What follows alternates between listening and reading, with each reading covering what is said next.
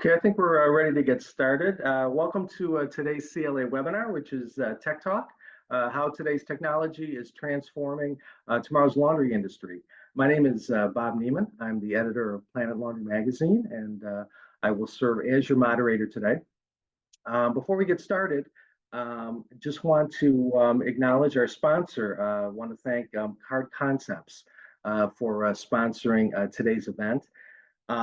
We couldn't offer these programs without sponsor support, and we certainly appreciate the generous help that Card Concepts has given us today. So thanks very much to that company who's doing great things in the industry.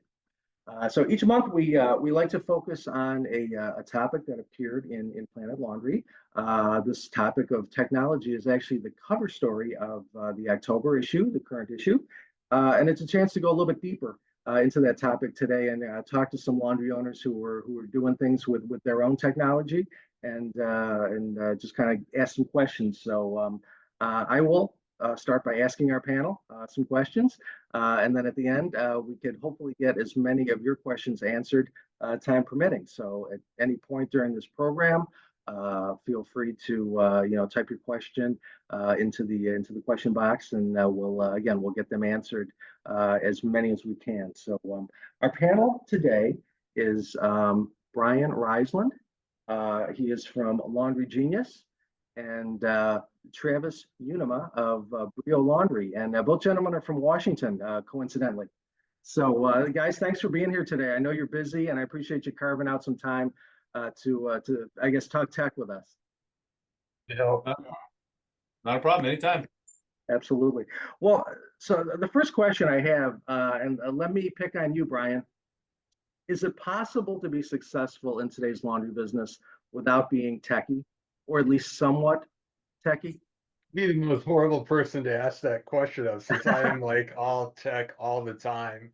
But I mean, I guess you may have to define what success looks like to you and how you get there. But I doubt, like anything, I'm not going to rule out anything, but I know that, I feel like applying technology in my business makes it is an enabler of success, and also enables me to kind of live the lifestyle that I want to lead with having a laundromat. So, a caveated maybe, no, maybe, it depends. There you go.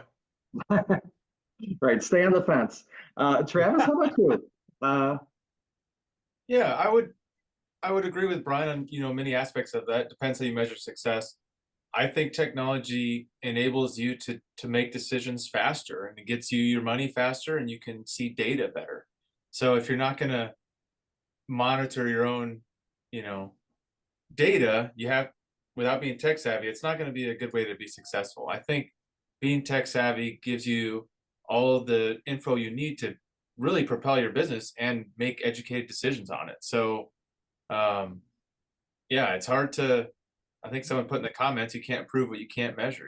That's one of those key takeaways on that. So I think there's a lot of tech out there, and you need to either figure out how to learn how to work with card readers and Bluetooth and, Wi-Fi and point of sale systems and all printers and troubleshoot. If you can't, find someone who can. So, do the who, not how, right? If you can't do it, find someone who can work on the tech with you. Right, it doesn't have to be that intimidating. It's, you can do it as you can, and you don't have to do it all at once. It certainly depends on the type of operation you want to eventually grow into. But yeah, it doesn't all have to be at once, and it doesn't have to be that intimidating, I guess, is what you're saying. Yeah. Well, let's jump into, like, I guess the whole crux of this is what are some of the various technologies that you guys have implemented at your businesses, and how have they impacted your operation? And Travis, let me stay with you on that. What kind of run down your store and how technology is impacting different segments of that business. Yeah, so for a couple of things I've implemented, it doesn't even have to do with the washers or dryers themselves. Point of sale. Being able to use a point of sale with a touchscreen and have cloud capabilities. You can work on an iPad. Some cameras I have, you can check in remotely.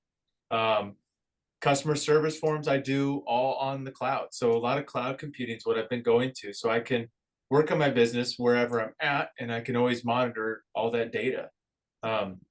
And by data, I mean cameras, customer service forms, wash, dry, fold accounts, look at daily deposits, um, getting all that on the cloud-based. Most of the stuff's already there, but getting that compiled and efficient for how I run my business, it's probably been the best thing tech has done for me.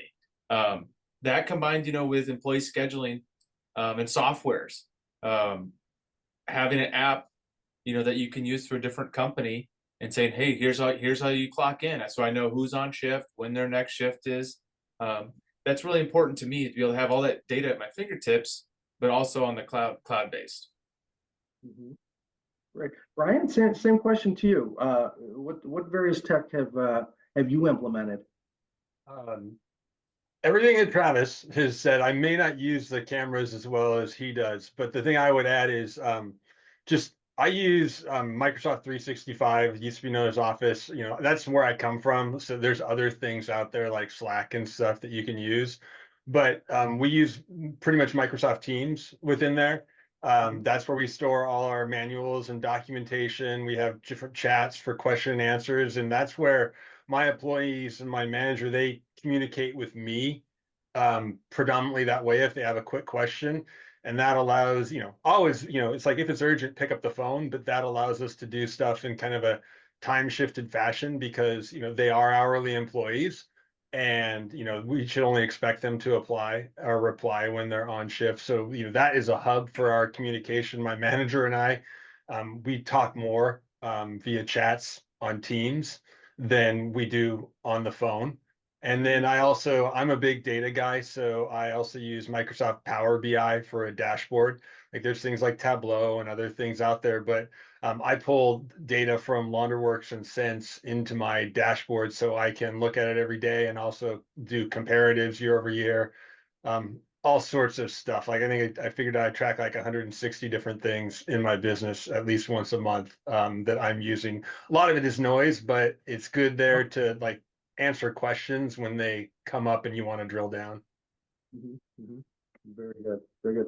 Well, let me stay with you, Brian. Where have you seen the biggest tech advances in this industry? Has it been in, again, we hear about payment systems, human resources management, just the washers and dryers? Where do you see the biggest movement and maybe down the road as well?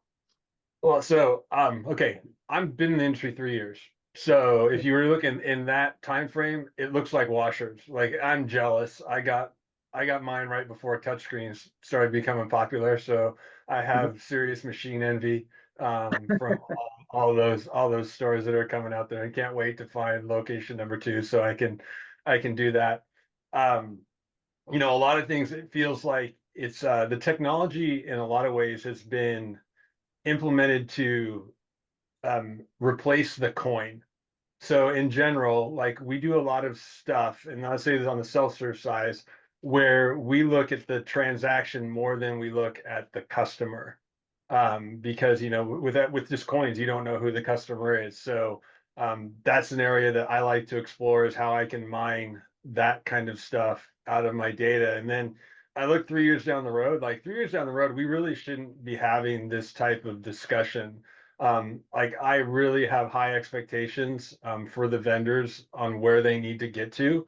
Where you're not asking your first question is do you have to know technology to do this? Because honestly, we all shouldn't. Like it can be a force multiplier if you have it, but we talk about data, and the stuff that I do, and it sounds like to some extent, at least I'm going to guess that Travis is doing, is to take the data and turn it into insights. And right, we should really, with the way software is today, a lot of that stuff should just be delivered to us on a plate because it's hard for a one-store operator to go and develop the technology to pull that stuff together and get ROI on it, where someone who's doing it across a lot of them, right? It's just a feature for them. Mhm. Very, very good. Travis, same question. And again, as someone who has one store too.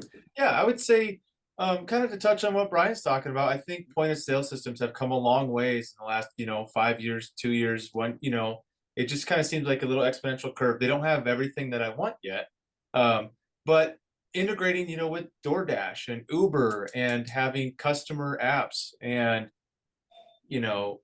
tap and chip pay and all this kind of stuff, touch screens and even some of the point of sale systems will have, work lists for your team inside of there, time clocks, and stuff like that. I think that's really been the most improvement in assets added into as a point of sale. It's hard to just switch point of sale systems, but there's a lot of them out there, and a lot of them are integrating with marketing as well. There's other, a handful of marketing companies that work with your point of sale, and they can automate a little bit of that for you. I think that's cool to watch develop, over time, and everyone has their own little tweak to it. But you kind of, where to start is the hard question. So I always kind of say, okay, start with here's what services I have and what I want.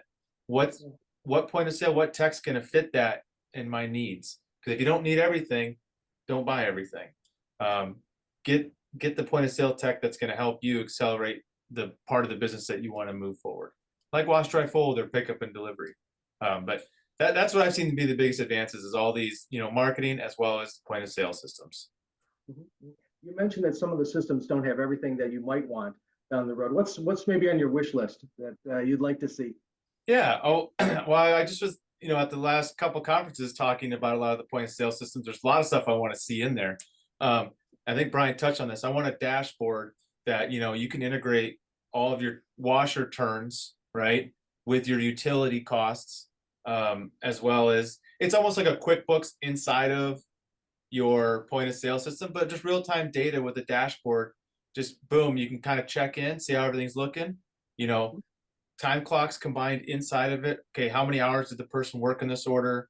A lot of that data is out there, but we just need to get it consolidated and dashboarded so we can easily look at it. Yeah, get your arms around it a little bit easier, Mhm. so it's a little quicker to make those decisions. Absolutely. I just want to say right now, great opportunity now to ask your questions.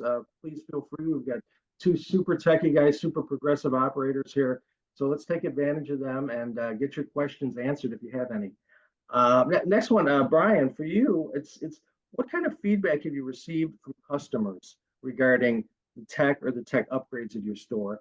And have you received any pushback at all from certain things? This is from your customers.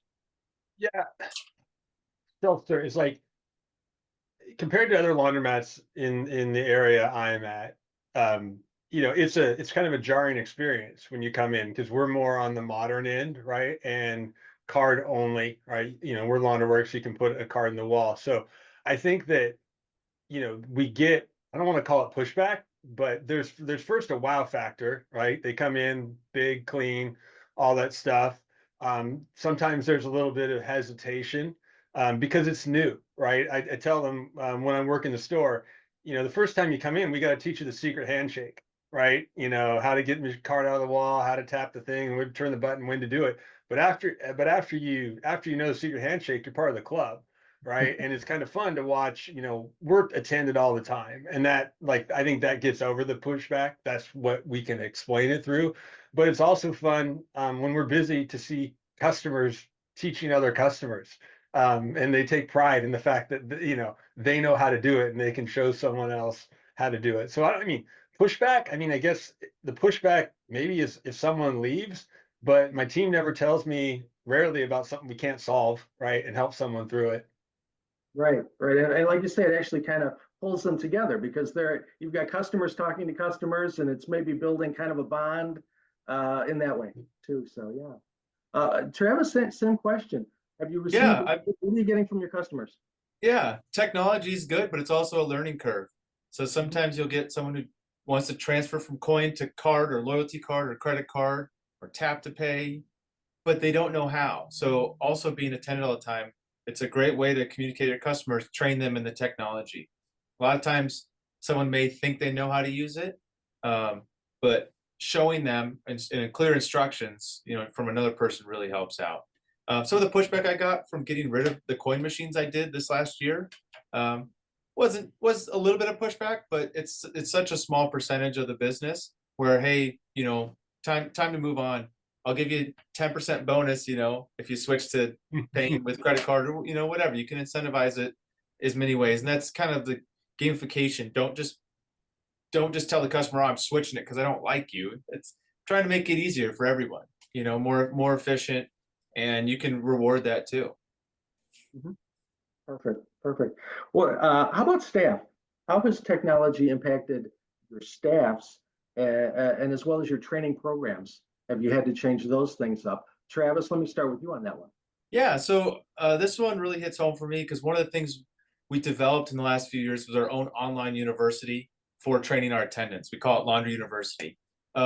It takes the time training up our attendants, like cuts it in half by the amount of hours that they need to do by giving them the information in a way that many people can perceive. It's video and questions and stuff like that. So that's a really good way to reduce your costs, is reduce training by using tech. Record what you do, make standard operating procedures, right? If you're checking the soap dispenser every time, document it, take pictures, write it up, and then you have a training manual. So technology's kind of helped with that, and there's different ways you can do it with Google Photos and video recording, stuff like that makes it pretty easy. But also, just don't think of technology as like this miraculous gift. You got to think of it as it's a skill. Everything about technology is a skill. How to use a card reader, how to connect a card reader or a machine back to the internet if the power goes out or internet goes out. So treating all that stuff as a skill rather than just, hey, do that, is important for your employees and your team, is to make sure that you know how to correct whatever tech deficiency it is, and also they know how, so they can understand it. So understanding it helps them solve problems. Mm-hmm, mm-hmm. Brian, how about yourself as far as your staff and your training program? I'm gonna draft right off Travis here and just say is, the big statement is technology is kind of either a magnifier, a positive or negative, of things you are already doing, right? Everything Travis kind of talked about, his technology wrapper, was a lot around having standard operating procedures, right? There's a lot, and that training stuff. So if you don't have the standard operating procedures, right, I would say focus on that first, then use technology to document them. If you're comfortable typing, type them. If you're comfortable with the camera, and like I'm telling you, I've learned this firsthand, video is worth a million pictures, and that's worth a million words, right? On doing that stuff. And and so there's that. Then you got to hire right. This is we've had some great people that were not technology savvy, and over time they've worked themselves out of the store. But it's not, sometimes it's not something that can be taught, right? And if they're not comfortable with it, you end up having separate things for great employees. And that's when you have to make the decision, right, on how you're going to do stuff. Like, are you gonna, you have an employee who's not strong on their phone or whatnot. Do you want to take the time to print out their schedule for them every week? When customers are citing like that person by name in reviews, yeah, I might be able to do it. But right now we put a lot higher degree of emphasis in hiring on understanding what people are doing on their phones, kind of as an indicator of how savvy they might be to use this stuff. Right. And one of the things, if I may, Bob, Yeah. is on that note, what Brian was saying is when we do hiring, we do a working interview first. Now it's inconvenient because you have to do an interview, then a working interview, but get them in there and let them explain that, hey, this is a skill you're going to be expected to use. Here's how it's a touch screen. You can use the mouse, keyboard, whatever. This is going to be expected for you to learn, and setting that expectation up front with your team is important.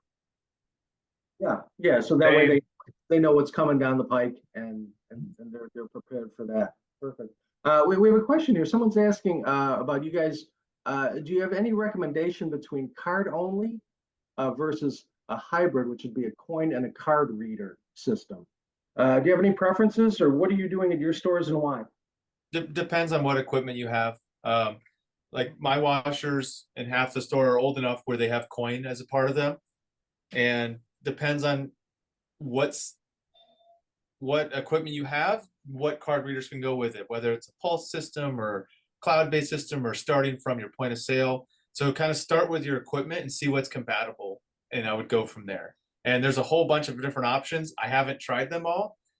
Most of them do very similar things, but once again, go write down, okay, here's the equipment I have, start with what's compatible, and then say, okay, what features do I want, or what features do I need, and then go from there and kind of filter out what works in your store. Okay. Brian, how about you? Do you have a preference as far as card only versus a hybrid? So again, I started 3 years ago. I started card only from the start on a new build. So in some ways you have, a ton of advantages because you don't have any migration to do. I think that's part of my strategy on the stores that I want to build. So I don't see any other way, but there's people all over this industry that are doing all the things. They're doing cash, they're doing hybrid, they're doing tap to pay with credit cards on the machine, they're doing this, they're doing that. And like I say, it's kind of like pick and choose what's right for you with the equipment and how you want to run your business, because there's a multitude of options and it can be overwhelming. But don't be afraid to participate in events like this or get on forums and just ask other owners, because they will give you very, very candid assessments and recommendations based on, what they've built in their business. Right. Very good. Another question here. It's not maybe not necessarily a tech question, but asking, assuming there's some cash is used to load cards, have either of you investigated a cash management company, like maybe a Brinks type for cash removal? Either you guys there with a Brinks or anything like that? No, we've always done cash drops with our point of sale, where every time a shift changes, you drop the cash. Say it's $300 down to 200. You put the 100 in an envelope with a receipt in a safe, and then I do deposits, weekly. I've never had a large enough cash amount because we're primarily card business. But that's one of those things too. If you're not comfortable, don't want to, deal with the cash, get a service that does it. Brian, is that anything you've ever considered or would or? No, like we're, similar. I mean, yes, what Travis said. I think as if I got to have a much larger footprint of stores and was more heavy on cash, that might be a time where it would make sense to look at something like that. All right. I see someone here is asking about any machines that take dollar bills, right? I've never heard of that, but Yeah. we do accept cash payments up at the front counter, and then we can start the machine, for them. I'm all about not inhibiting the person to paying to do something, but I'll incentivize easier ways. So if someone comes in, they're like, "Hey, I got $10, this time, cool. Hey, pay up front." And while they're paying up front, just let them know, "Hey, next time you come in, use our, our loyalty card. You'll get 10% bonus. You want to put that cash on here now and get extra dollar, So you can use it as a sales technique, but no machines accept dollar bills that I know of. Maybe kiosks. I know there's some kiosks like laundromat and stuff where you can put money in to start the machine. Right. That's where a lot of the tech is going that way, is remote starting machines from kiosks with cash and coin. Mm-hmm. Mm-hmm. All right. Brian, are there any disadvantages to today's laundry technology? I mean, can there be too much? And maybe again, you're the wrong guy to ask. No, well, so I'm like super opinion on this. Like, in some laundry technologies that are out there, for someone with my background in the software industry, seem like they are about 20 years old in terms of the types of user experience that they provide. And I've provided that feedback to those software vendors. Like, I think that's kind of on my thread of like, they can do a better job of exposing this stuff to us. Then the second part of your question, is there to point where there's too much? Oh, heck, 100%. Yeah. It's too much when you can't tie it all together in a way to find value. Like, if I didn't have my background, I wouldn't spend the time that I did, because I have some skills there and I know some people who will do some things. But if you have all this stuff and you're not able to get any benefit out of it, yeah, then I think it's too much. Mm-hmm. Okay, good point. Travis? One huge disadvantage that I have is if internet goes down in my store, I can't start the machines. If there's no Yeah. You could look at backups like an ATM where you have cell service, but for me, one of the biggest disadvantages, no internet means no machines are starting. Unless you go through and put coins in, but we don't have enough coins to start them all. So Mhm. we've worked standard operating procedures around that, how to deal with that when it happens. I think it's happened once in the last 2 years for a few hours, but definitely is a Okay. disadvantage. Okay. And what do you do? How do you help Well, with that? typically it comes with like a power outage. Mhm. But if there is an internet outage, we have a standard operating procedure to reset the internet, right, and try and make sure the card readers and all that stuff get reconnected. And if they don't, there's a whole like customer forum. Okay, here's compensate people. Come back. We'll get your start wash next time. Something like that. We put signs up on the doors. It's not fun. It's a huge loss, but there's no way with the tech I have in my business and the age of the machines. That's the only option. Right. And again, it's very rare that it happens. As you said, one Very time rare. Yep. in a couple of years. So awesome. I think I missed a question here. So let me ask it now to you guys.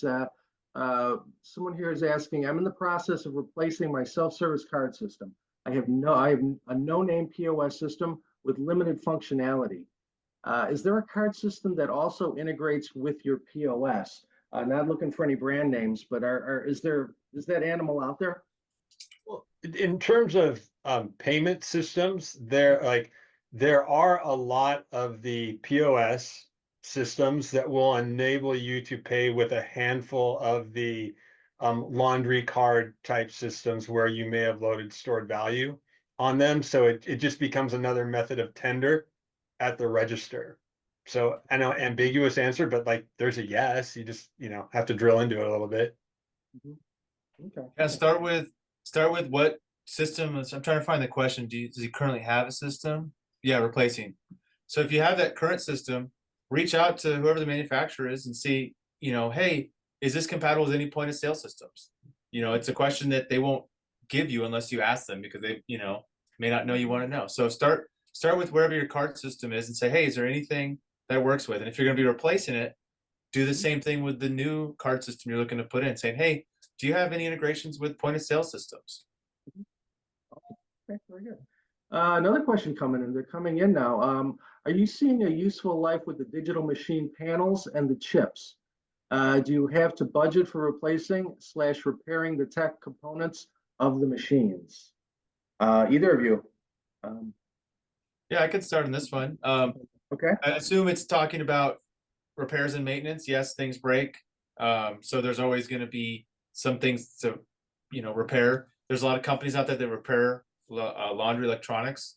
I would look into that if you're looking to, reduce, reuse, and recycle and have spare parts on hand. I usually have spare parts for almost a whole machine's worth in my store, so I can get it, throw the new part in, get it replaced, take the old part out, and then worry about either getting it fixed or the spare one replaced. So yes, I keep spare parts on hand. Yes, things do break. You never know why. It could be, laundry soap spilled somewhere, water, hose breaks, spray somewhere, or, machine vandalism potentially as well. Mhm, mhm. Brian, do you have anything to add Yes, to what that one? Travis said. Yeah. Same. Perfect. Here's a quick one. How do credit card fees impact your overall budgets? Brian, Travis, I either? build them into my price. I assume my pricing assumes that all transactions will be credit card. Mhm. Same. Think of it as a Okay. cost, but also think of it as like, what are you paying for? You're paying for the money, quicker, faster, and the data with it. So just think of it, the credit card fees not as a burden, but budget it into your pricing, like Brian said, and then just say, hey, I don't have to go carry all that money to the bank, and I don't have to count it all. It's already done right there. So Yep. think of that for that 3-4%, whatever you're paying, 2.5%. Think of that as like, okay, I'm paying for data and I'm paying for ease of use and convenience.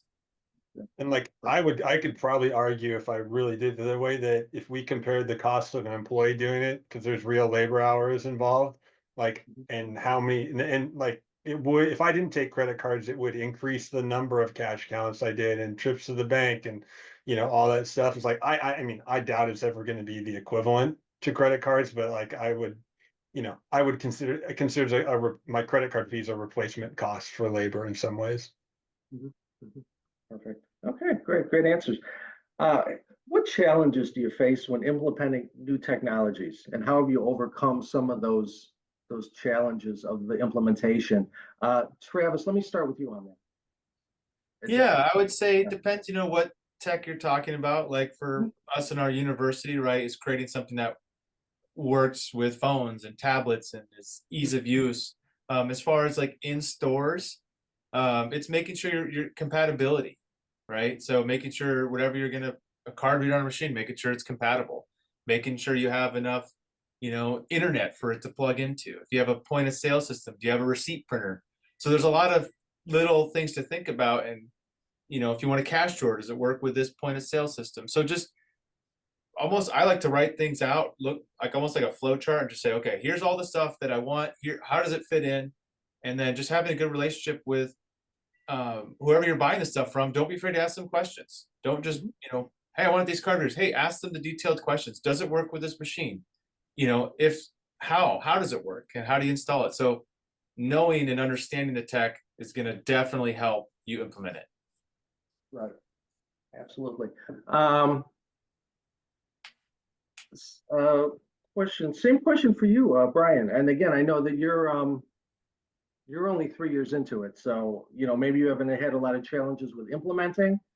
Um, I don't know. Let me know. Anytime we implement something new, uh, I, I kind of test it out on myself and my manager first, and then maybe one other employee, and then we kind of figure out what kind of training or documentation do we need to provide when we roll it out to the rest of the team. Mhm. And the stuff like putting in Microsoft Teams was different. We've switched time card vendors, payroll systems. I've switched customer Wi-Fi like 2 or 3 times, and sometimes it's just as simple as just like, hey, heads up, I made this change. If someone can't get on the internet, ping me in Teams, and it's not on you to resolve it until we sort that stuff out. Mhm. Okay, perfect. Um, Someone's asking, when it comes to tech for customers, what do you provide? Yeah, And they, for instance, like guest Wi-Fi, that kind of thing. So what are you providing customers? we did almost like a Facebook portal. You can do it various different ways, but we did like a Facebook portal for Wi-Fi. We also have just regular password Wi-Fi. It's nice to get customer info and data, and that way it just depends what you want from it. If you wanted to provide a free service, or do you want to capture some of their data for marketing, or do you want them to pay for the internet? That kind of goes with what you want in your business. I like to have more data and have people sign up, but I'm also open to hey, if you don't want that, here's the password. It's limited. It's not as good. So kind of incentivize people, and then ask for their data afterwards. That's kind of the approach I like to go about having tech with customers. That's really the only interaction is in store is the Wi-Fi. Other than that, if they're dropping off an order or doing a pickup and delivery order, yep, I'm going to get their customer profile, and it's not for selling their data. It's for yes, marketing to them, but also more importantly, communicating with them. Perfect. Okay. Brian, how about yourself? I think Travis is nicer than me when it comes to Wi-Fi for customers. For about 2 years, we had just wide open, it was a dedicated customer network with a password. And, maybe a little less than a year now, I've been trying out other services where it requires some sort of capture of information as a trade for the Wi-Fi. And that's really given me two things. It's given me a lot better handle on what percentage of my customers are actually using this benefit, right? And on that one, but what the promise is, and I haven't gotten there yet, is that you can essentially use audience info from your own systems to build lookalike audiences on Facebook that your marketing agencies can use to better target customers. Mhm. That's kind of why I'm on number 2 system, is because I couldn't make that promise work on number 1 system. Yeah. Yeah, good. Someone's asking, do you have a landing page when the customer uses your Wi-Fi? It's a It- login. I mean, yeah. Yeah. Okay. we used to have the Facebook login. Although very recently, the internet provider I have, it's not working through that way. So that's why we're kind of doing the password thing. So in a way, not on my actual website now. Okay. Are you guys basically troubleshooting your excuse me, troubleshooting your systems remotely, or do you have repair techs coming in? How much remote troubleshooting can be done on your systems? Yeah, it changes. So originally, 10, 12 years ago, the new equipment we had back then would send you a text message whenever a machine error happens. Mhm. Unfortunately, we upgraded to 5G, so those machines no longer can work with the 5G network. So I lost that capability. So that's one thing with tech, with it changes over time. Mhm. Things might not work in the future. I think that's very rare for it to happen. But there is ways to do that. So I did have that ability, but did lose that ability. So I've found a way around it through Google spreadsheets and stuff like that, and attendants, talking and communicating to me for Mhm. machine errors. But I think that's really all of the remote stuff. You can do a lot of it if it's cloud-based, but Mhm. things do change over time. So if they do change in the negative way, adapt, figure out a way to make it keep working for you. Okay, very good. Brian, is there anything that you could add to that, or anything different that you've had in your experience? I guess there's a layer in between me. I take it as very personal. Me, I can do 90% of what I need to do at the store remotely, but that is because we have procedures that are documented to troubleshoot stuff that, 3 out of 5 employees are comfortable doing and trying that before they raise the flag on there's help needed. So yeah, I mean, I've designed almost everything in my business that I can do it from wherever I want to be. Mhm. And on top of that, I'd say I'm not that far. I'd say maybe 70% I can do from anywhere, but I do think there is, at least in my market, there's an important value to being here. Like I'm in my office at the laundromat right now. Um, I think there's importance in physical and real relationships with people in laundromats as well, whether that's through your attendant, manager. I like to be here and chat with the customers. So I think that's also, the way that I want to run my business. But I do like to have the ability to run it from home. So I want both options. So I'm kind of needy in that way. All right, perfect. Hey, last question for you guys, and I really appreciate the time this afternoon. But how do you see the future of laundromats evolving with emerging tech in any aspect of it? I mean, what's it going to look like in 5 years, 10 years, the laundry business? I mean, everyone saw the Tesla robots, right? Yeah. And everyone's thinking, hey, maybe they could fold, maybe they could clean the windows at night, maybe they clean the washers.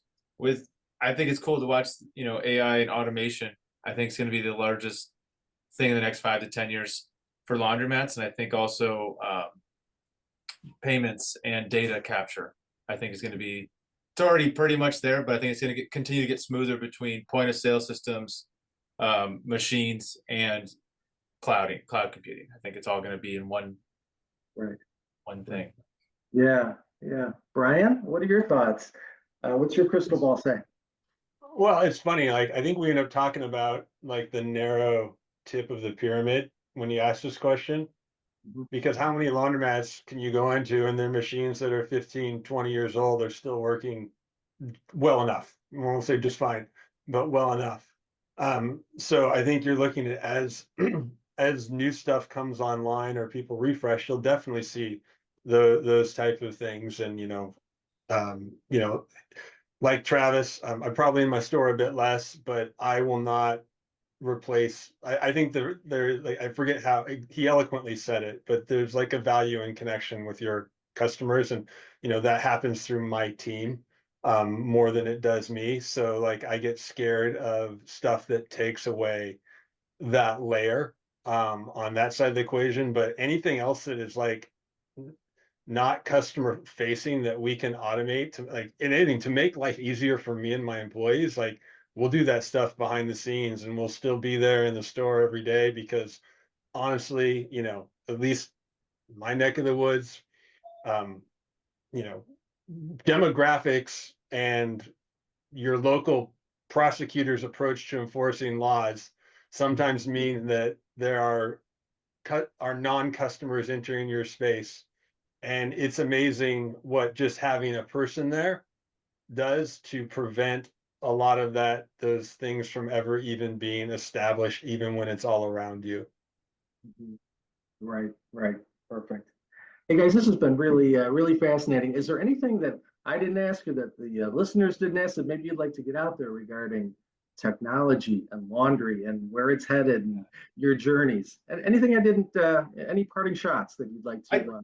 I just think it's cool to see the new ideas coming up. Like I had an idea pop up the other day, and we was at one of the conventions, and someone else like I had the same idea, and I think there's going to be a lot of ideas that come up that need to get integrated. Just like why not put a QR code on all machines and just have like a boom that goes right to a video of how to load the soap, where to load the soap.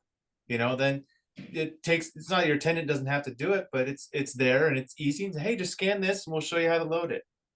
Or augmented reality in there. I think just kind of thinking outside the box how to improve the industry is going to be the funnest to see with everyone's different, skill sets with technology and different viewpoints and how to use it. I think it's going to be really fun. And I think that's where, the CLA is going to do really well is just everyone coming together. And, I got a couple of nuggets just from listening, to Brian talk today and thinking about questions you guys are putting in the chat, gets my mind thinking about, okay, how can I improve? What can I utilize? Right, right. Brian, how about yourself? I'll give you the last word. Don't be afraid, right? Do something, taking action and making a mistake is better than never taking an action at all. But, on top of that, and it's funny, like Travis and I have something I think on our shared to-do list now, the QR code videos, which has been on mine for a long time. But whether you do it online or at events, go connect with other people on this stuff, like in the most non-technological fashion. But it's amazing how, you find shared experiences, you bang ideas, and you may find a technology or a way someone uses Google Sheets for free to do something. You're like, holy cow, I can go do that tomorrow. But you don't get that stuff if you don't participate in the community. Right. Perfect. Perfect. Hey guys, again, Brian, Travis, thank you so much for your time. This has been really, really fun for me. I've learned a lot, so I want to thank you for that. I want to thank Card Concepts again for their sponsorship of today's event. Thank you very much, CCI, and thank you for all your questions and participation. I hope you learned something, and I hope you have a great rest of your day. Thanks very much. Thanks, Thank Bob. you, Thanks, sir. everyone. Bye, guys. Bye, Travis.